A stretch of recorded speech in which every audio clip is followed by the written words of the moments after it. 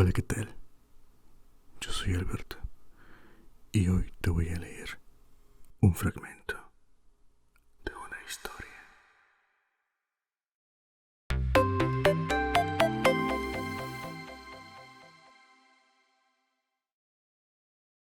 Hoy te presento La Guerra de los Mundos.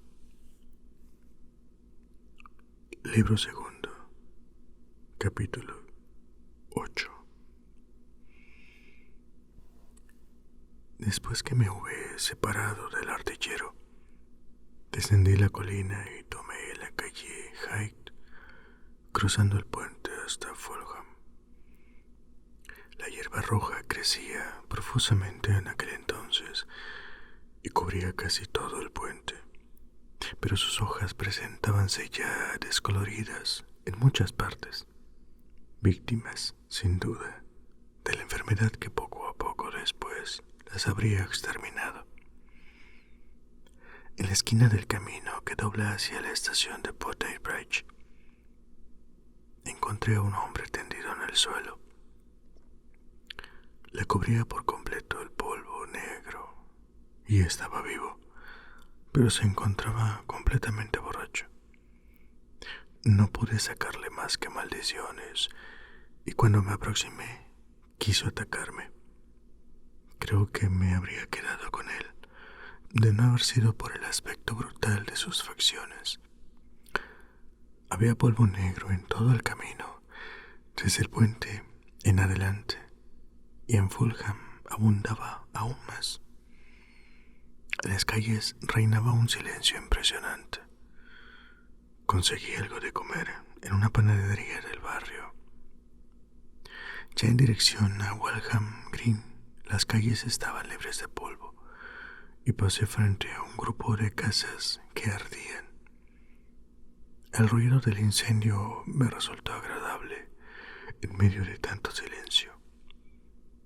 Al seguir hacia Brompton, volvió a deprimirme la quietud reinante. Allí encontré una vez más el polvo negro en las calles y sobre los cadáveres, de los cuales vi una docena en toda la extensión del Fulham Road. Hacía días que estaban muertos, razón por la cual me apresuré a alejarme. El polvo negro los cubría a todos, suavizando sus contornos. Los perros habían atacado a varios. Donde no se veía polvo negro, la ciudad presentaba el aspecto normal de los domingos, con sus tiendas cerradas, las casas desocupadas y el silencio general. En algunos sitios habían andado los saqueadores, pero solo en los comercios de comestibles y licores. Vi el cristal destrozado del escaparate de una joyería, pero alguien debía haber interrumpido al ladrón, pues había numerosas cadenas de oro y algunos relojes diseminados por la cera. No me molesté en tocarlos. Más adelante encontré a una mujer hecha un ovillo en un portal. La mano que apoyaba sobre la rodilla tenía una herida que había sangrado sobre su vestido, y junto a ella vi los restos de una botella de champaña. Parecía dormida, pero estaba muerta. Cuanto más me adentraba en Londres, tanto más profundo se hacía el silencio. Pero no era tanto el silencio de la muerte, sino más bien el del suspenso y la expectativa. En cualquier momento podría llegar ahí la mano destructora que hiciera su obra nefasta en los límites de la metrópoli, aniquilando Ealing y Kilburn. En South Kensington no había cadáveres ni polvo negro. Fue allí donde oí por primera vez los aullidos. Eran estos como un largo sollozo compuesto de dos notas que se repetían alternativamente. Ula, ula, era el sonido escalofriante que llegó a mis oídos cuando pasaba por las calles que corrían de norte a sur. Se acrecentaba su volumen, perdiéndose luego por entre las casas. se tornó extraordinariamente voluminoso en el Exhibition Road. Allí me detuve mirando hacia Kensington Gardens, asombrado ante el extraño gemido que parecía llegar desde muy lejos. Era como si el tremendo desierto de edificios hubiera hallado una voz que expresara su terror y soledad. Hula, hula, se repetía la nota sobrehumana en grandes ondas sonoras que barrían la ancha calle. Me volví hacia el norte mirando los portales de hierro de Hyde Park. Estuve tentado de entrar en el Museo de Historia Natural y subir a las torres a fin de ver el otro lado del parque.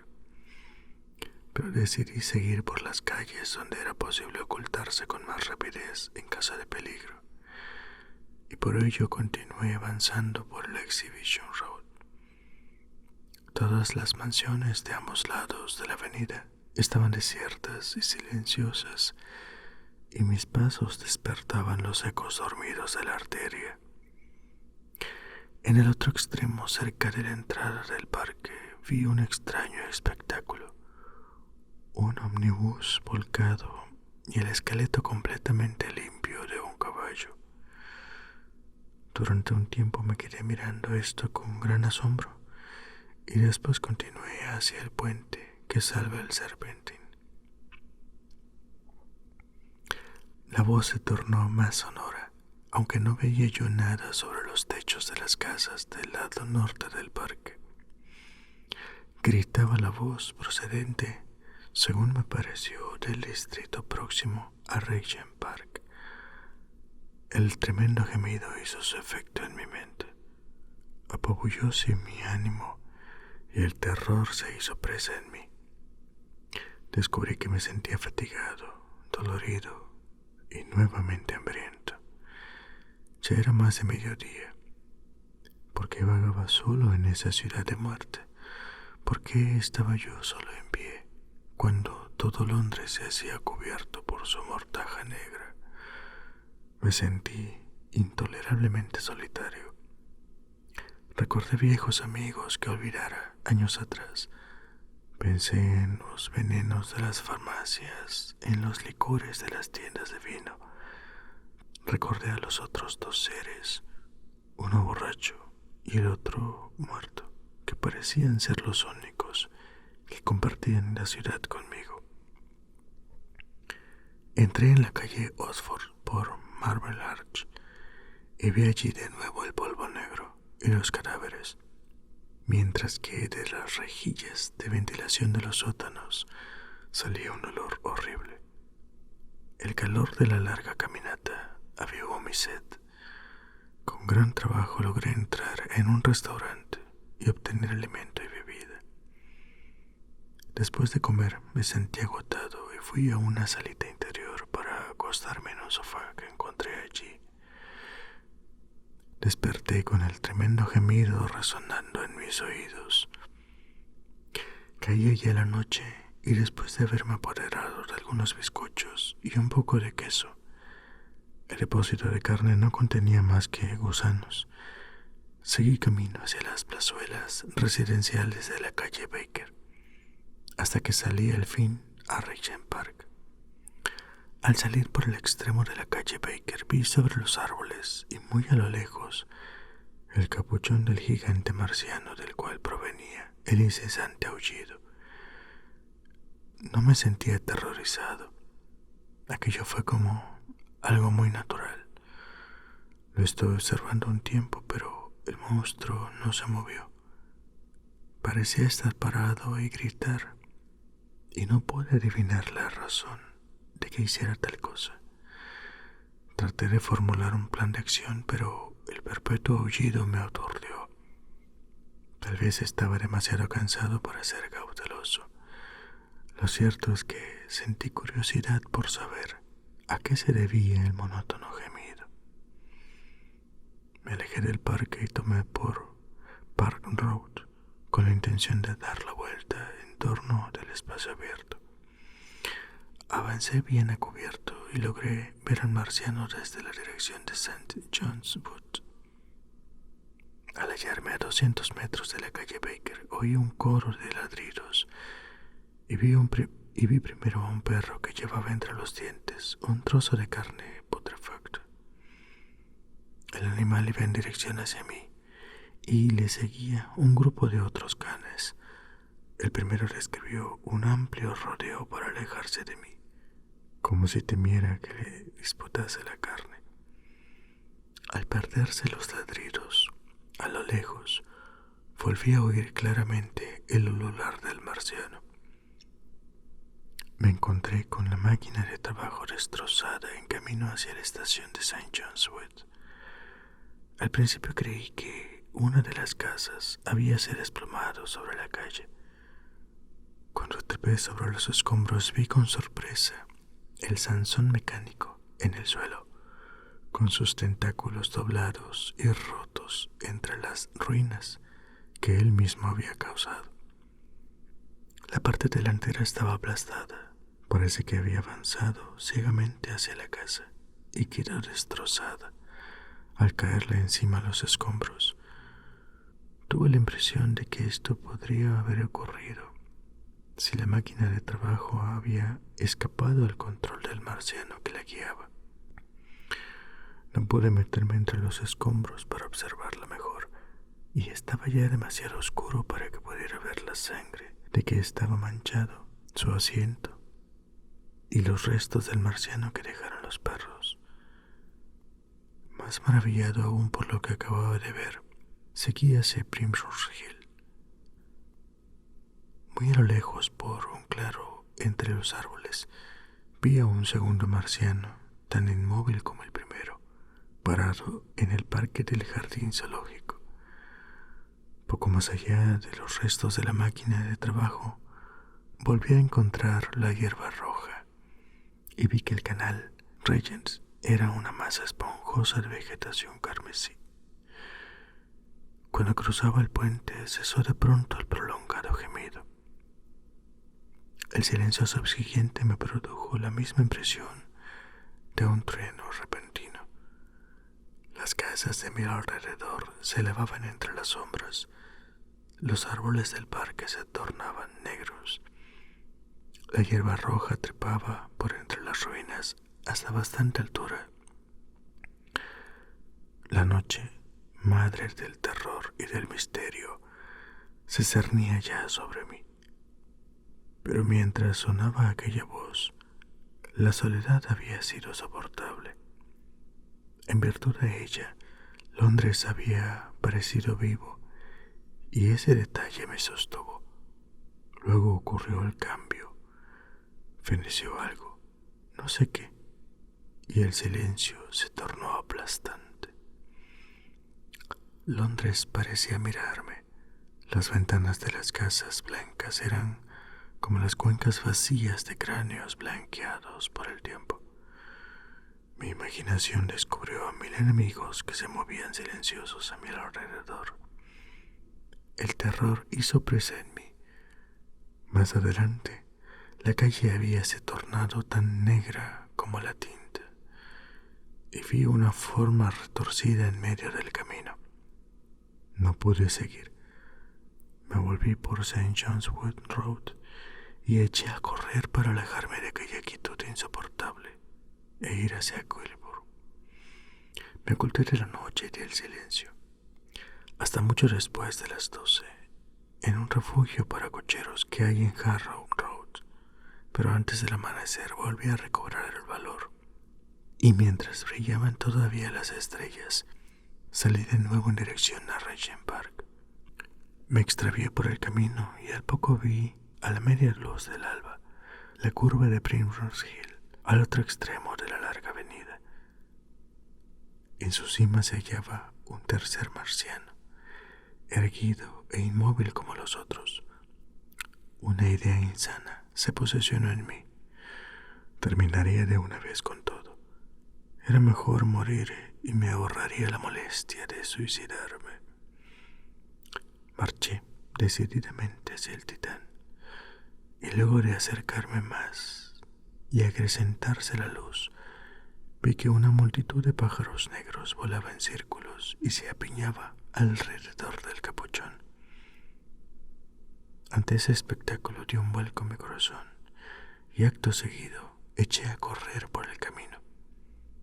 Pasé rápidamente por entre la frondosa hierba roja que cubría St. Edmund's Terrace. Crucé con un gran esfuerzo un torrente que nacía de los caños principales del servicio de agua y desembocaba en Albert Road, y salí al prado antes que se elevara el sol. Grandes montones de tierra habíanse apilado alrededor de la cima de la colina, formando un enorme reducto.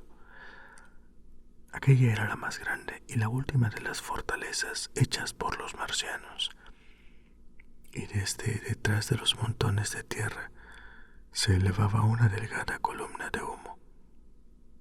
Contra el fondo del cielo vi la silueta de un perro que echaba a correr y se perdía de vista. La idea que se presentara a mi mente se tornó más real y aceptable. No sentí temor, sino un júbilo extraordinario. Al correr colina arriba, hacia el monstruo inmóvil, del capuchón pendían jirones de carne parda que los pájaros picoteaban. Un momento más y había trepado a la muralla de tierra. Ya tenía a mi vista el enorme reducto. Era un espacio muy grande y había en él máquinas gigantescas, altas pilas de materiales y extraños refugios, y diseminados por todas partes, algunos en sus máquinas de guerra derribadas, otros en las máquinas de trabajo, ahora inmóviles, y una docena de ellos tendidos en una hierba silenciosa. Se hallaban los marcianos, todos muertos, destruidos por las bacterias de la corrupción y de la enfermedad, contra las cuales no tenían defensas, destruidos como le estaba ocurriendo a la hierba roja, derrotados después que fallaron todos los inventos del hombre por los seres más humildes que Dios en su sabiduría ha puesto sobre la tierra. Había sucedido lo que yo y muchos otros podríamos haber previsto si no nos hubiera cegado el terror. Los gérmenes de las enfermedades han atacado a la humanidad desde el comienzo del mundo. Exterminaron a muchos de nuestros antecesores prehumanos desde que se inició la vida en la Tierra. Pero en virtud de la selección natural de nuestra especie, la raza humana desarrolló las defensas necesarias para resistirlos.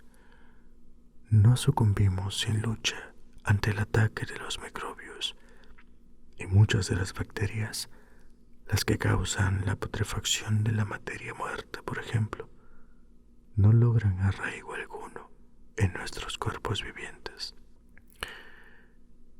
Pero no existen las bacterias en Marte, y no bien llegaron los invasores, no bien bebieron y se alimentaron, nuestros aliados microscópicos iniciaron su obra de destructura. Ya cuando los observé yo, estaban irrevocablemente condenados, muriendo y pudriéndose mientras andaban de un lado para otro. Era inevitable. Con 1 billón de muertes ha adquirido el hombre su derecho a vivir en la tierra, y nadie puede disputárselo. No lo habría perdido aunque los marcianos hubieran sido 10 veces más poderosos de lo que eran, pues no en vano viven y mueren los hombres. Aquí y allá se encontraban diseminados cerca de 50 en total, en aquel último reducto, sorprendidos por una muerte que debe haberles parecido incomprensible. Para mí también resultó incomprensible su muerte.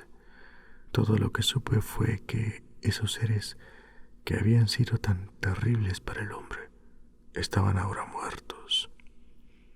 Por un momento creí que la destrucción de Sennacherib se había repetido, que Dios se arrepentido, que el ángel de la muerte los había matado durante la noche. Me quedé mirando hacia el interior del pozo y mi corazón latió jubilosamente. En ese momento me iluminó con sus rayos el sol naciente. El pozo estaba todavía en la penumbra. Las tremendas máquinas tan maravillosas en su poder y complejidad, tan extraterrestres en su forma, mostrábanse fantásticas, vagas y extrañas entre las sombras. Oí que una multitud de perros reñía entre los cadáveres que yacían en el pozo. Del otro lado del reducto yacía la gran máquina de volar con la que habían estado experimentando en nuestra atmósfera más densa cuando les sorprendió la corrupción y la muerte. Al oír graznidos en lo alto, miré hacia la enorme máquina guerrera que no volvería a luchar más y vi los restos de carne roja que pendían de los asientos volcados en su capuchón. Me volví para mirar cuesta abajo hacia donde se hallaban los otros dos marcianos, rodeados por los pájaros negros. Uno de ellos había muerto mientras llamaba a sus compañeros. Quizá fue el último en fenecer, y su voz continuó resonando hasta que se agotó la fuerza motriz de su máquina. Ahora relucían ambos como inofensivos trípodes de brillante metal a la luz clara del sol que nacía. Alrededor del pozo, y salvada como por milagro de una destrucción total, se extendía la madre de las ciudades.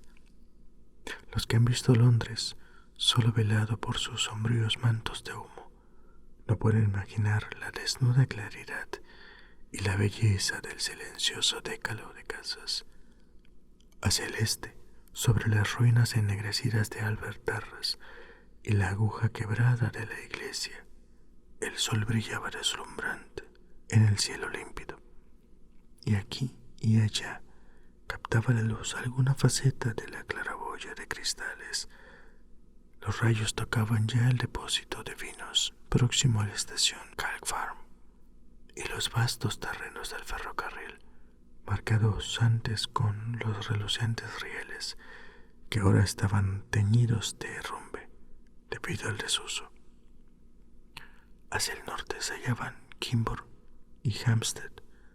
Hacia el oeste se perdía la visión de la gran ciudad debido a la distancia, y hacia el sur, al otro lado del pozo, vi claramente la extensión verde de Regent Park, el Hotel Langham, la cúpula de Albert Hall, el Instituto Imperial y las gigantescas mansiones de Brompton Road.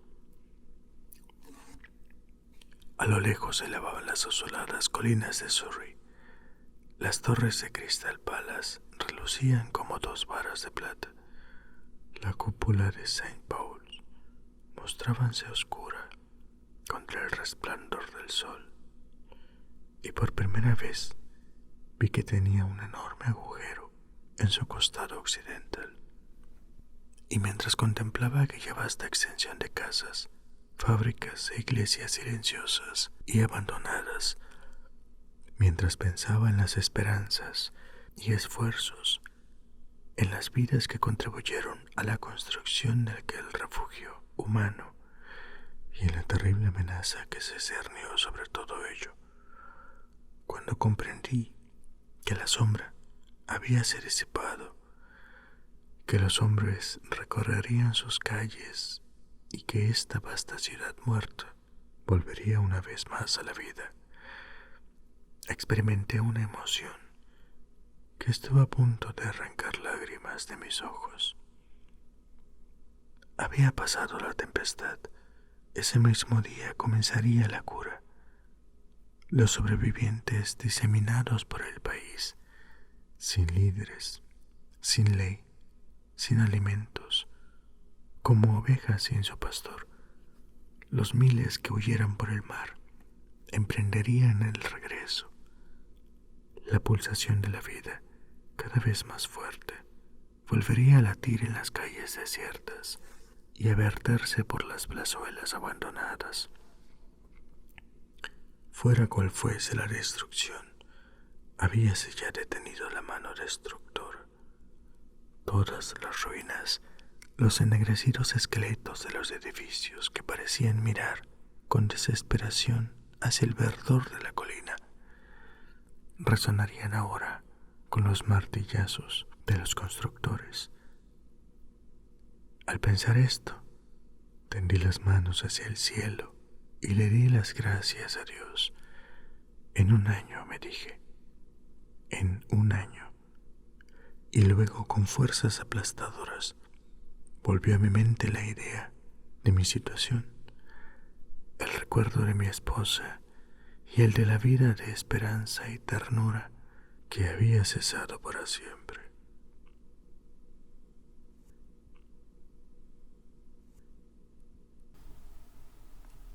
Si te ha gustado, dale like y suscríbete.